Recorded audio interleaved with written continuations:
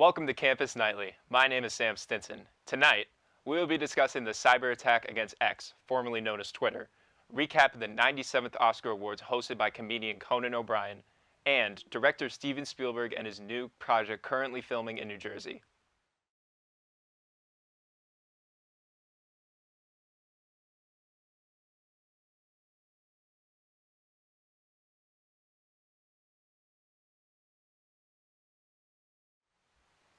Our first story, the social media platform X, formerly known as Twitter, experienced a significant cyber attack and disrupted services from users worldwide.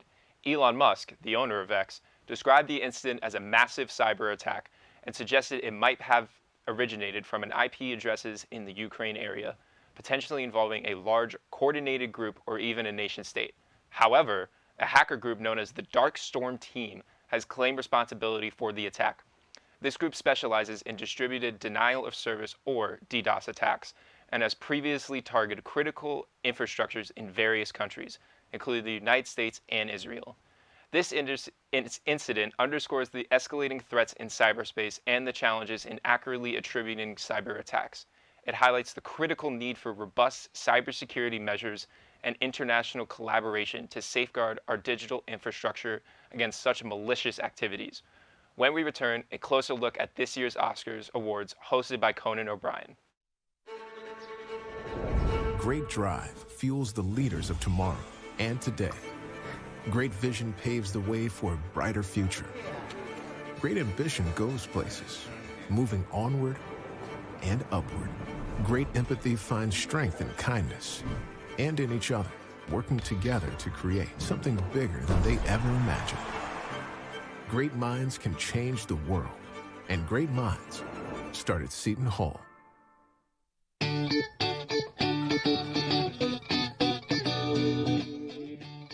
love being on campus, but it's so nice to go into town. This neighborhood is beautiful.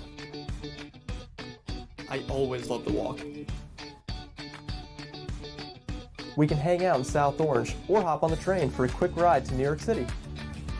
I love South Orange because it's small, it's safe, and it only took us about 5 minutes to get here. It's convenient, right? Oh yeah. South Orange is the perfect college town. Let's go see what's happening today. All right.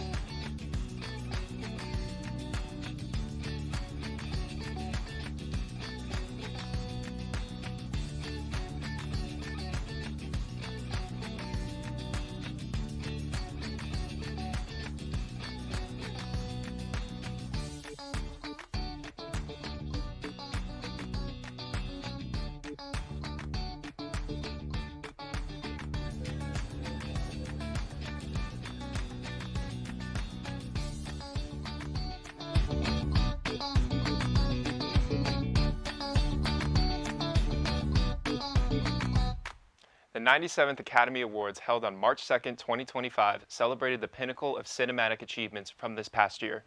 The evening's top honor, Best Picture, was awarded to Nora, an independent film directed by Sean Baker, a New Jersey native. The film also secured accolades for Best Actor, Best Original Screenplay, Best Film Editing, and Best Actress for Mikey Madison's compelling performance. Adrien Brody received the Best Actor award for his role in The Brutalist, a film that garnered 3 Oscars in total. Joining me now is Grace Iannacone, junior marketing student and host of pop culture podcast Glitz and Grace, here to talk about the 97th Oscars hosted by Conan O'Brien. Grace, let's get this started. Nora was one of the big influences of the night, with Mikey Madison winning it over Demi Moore, who a lot of people thought should have won. What's your takes on the matter?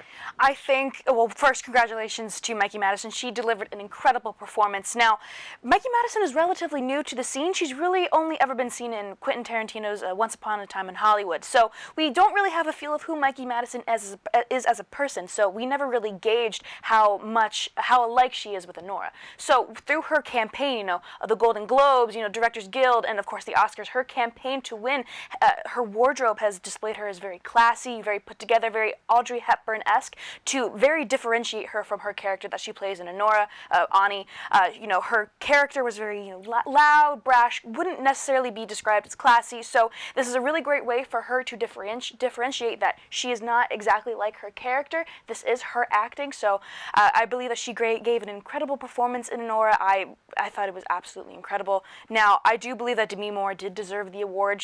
One, it's a long time coming, and two, her performance in The Substance was absolutely mind-blowing. It was incredible, but those are generally my thoughts. Still, congrats to Mikey Madison. Definitely agree with you. When I watched The Substance, I definitely thought Demi Moore was going to win it. Mikey Madison had a great performance. One of the more outstanding moments of the night was Adrien Brody's acceptance speech for his win in The Brutalist. It was the record for the longest speech in Oscars history. What do you think about it? Now, if I won Best Actress, I'm sure that I would be rattling along for 10 minutes if someone allowed me. But then again, this is Adrien Brody's second Oscar win for Best Actor, so necessarily I think it might have been a little too far-fetched for him to go on that long. It also felt slightly pretentious, and while I do believe he had a lot of great things to talk about, he had a lot of great things to say, I feel like the distance just kind of made people disinterested, made them stop paying attention, and generally, I'm surprised that he was still a contender by the end of the Oscars campaign. There's a bunch of controversy surrounding using AI to help them enhance their Hungarian accents, so I don't know how that didn't disqualify him, but still, congrats, he did do an amazing performance. Probably the biggest scandal of leading up to the Oscars and of the night of the Oscars was Carla Sofia Gascon's Twitter scandals. People found them out, and it's obviously awful what she was saying. What do you think about it? I think, especially at the time that all of this came out, it came out at such a pivotal moment for Oscar wins.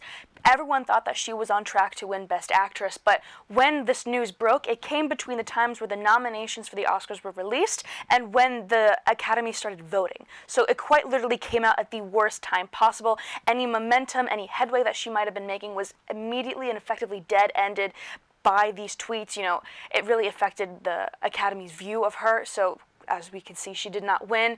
The award did not go to her. It went to Mikey Madison, and honestly, I'm glad that happened. I was not a big fan of Emilia Perez. I think a nice thing to call it would be a trash heap, but you can hear more about my opinions on that on my podcast, Glitz and Grace. I go on into all things Oscars, but I thought it was not well made. The director, he did not pay any attention or any research to the communities that he was telling these stories about, and I just think the overall quality, including the music, was just poorly handled. I haven't had a chance to watch it yet, but I'm sure when I watch it, I'll have some unremarking opinions, I guess you can say. Another, I guess, problem you could say was challengers not being voted for sound and editing. I felt like it was a very good sounding movie, I guess you can say. What do you think about it? I think justice for Luca. That's been my tagline this entire award seasons. I think Luca was entirely snubbed, not only with challengers, but with queer as well. I think he was so under-nominated. I mean, challengers didn't get nominated for anything, not even Best Original Soundtrack, which, by the way, was incredibly captivating. I don't know how Emilia Perez was nominated for Best Music, and challengers wasn't. I think it was a complete and total snub, and yeah, I'm a big Emilia Perez hater, as you can tell, but I love Challengers. It was an incredible movie-going experience, so I just think it was undeservedly unnominated. Well, thank you for joining me. I really appreciate it. Thank you so much, Sam. Have a good one. This year's Oscar not only highlighted remarkable storytelling and performances, but also underscored the global nature of cinema, celebrating diverse narratives from around the world. Now, you may have watched the Oscars, but what about looking behind the scenes at filmmaking locally? Renowned filmmaker Steven Spielberg has commenced production on his latest science fiction film, tentatively titled Non-View, right here in New Jersey. Principal photography began on February 26, 2025, making the start of a project that promises to captivate audiences worldwide. Some acting stars rumored to be in this movie are Emily Blunt and Coleman Domingo. This isn't Spielberg's first venture into the Garden State. In 2005, he filmed scenes for War of the Worlds in various New Jersey locations, including Newark and Bayonne. More recently, in 2019, Spielberg chose Paterson, Newark, and Essex County as filming sites for his adaptation of West Side Story. The decision to film in New Jersey not only highlights the state's cinematic appeal, but also brings economic benefits to local communities. As production unfolds, residents may have the opportunities to witness filmmaking in action and perhaps even participate as extras. We eagerly anticipate the completion of this project and look forward to experiencing another Spielberg masterpiece that showcases the unique landscapes and spirit of New Jersey. After the break, we discuss Seton Hall sports. I'm Sam Stinson. Stay with us. Great drive fuels the leaders of tomorrow and today.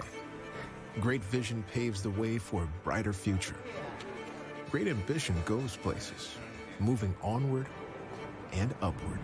Great empathy finds strength in kindness and in each other, working together to create something bigger than they ever imagined.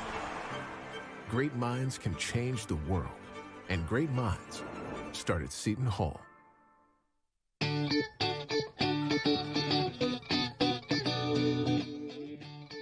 love being on campus, but it's so nice to go into town. This neighborhood is beautiful. I always love to walk. We can hang out in South Orange or hop on the train for a quick ride to New York City. I love South Orange because it's small, it's safe, and it only took us about 5 minutes to get here.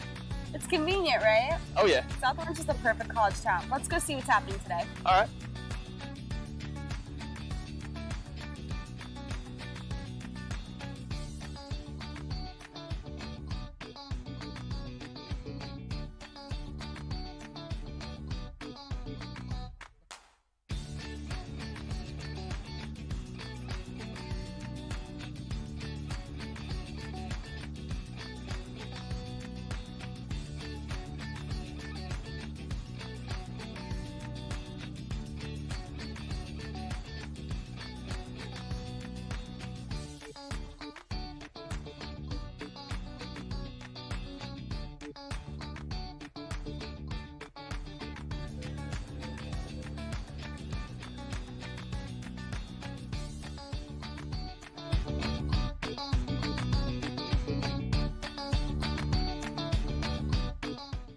The Seton Hall Pirates concluded their challenging 2024 to 2025 season last night with a 67-55 loss to the Villanova Wildcats in the Big East tournament, opening round at Madison Square Garden. Despite a standout performance from sophomore guard Isaiah Coleman, who scored a game-high 25 points, the Pirates were unable to recover from Villanova's early control of the game. A concerning moment occurred late in the game when Coleman crashed into the first row, appearing to hit his head and injure his hand. He was forced to leave for the locker room before the final buzzer. This marked a tough end to a difficult season for Seton Hall, which finished with a 7-25 overall record and just 2-18 in Big East play. With that, this has been Campus Nightly. With you, I'm Sam Stinson. To our viewers at Seton Hall and beyond, good night.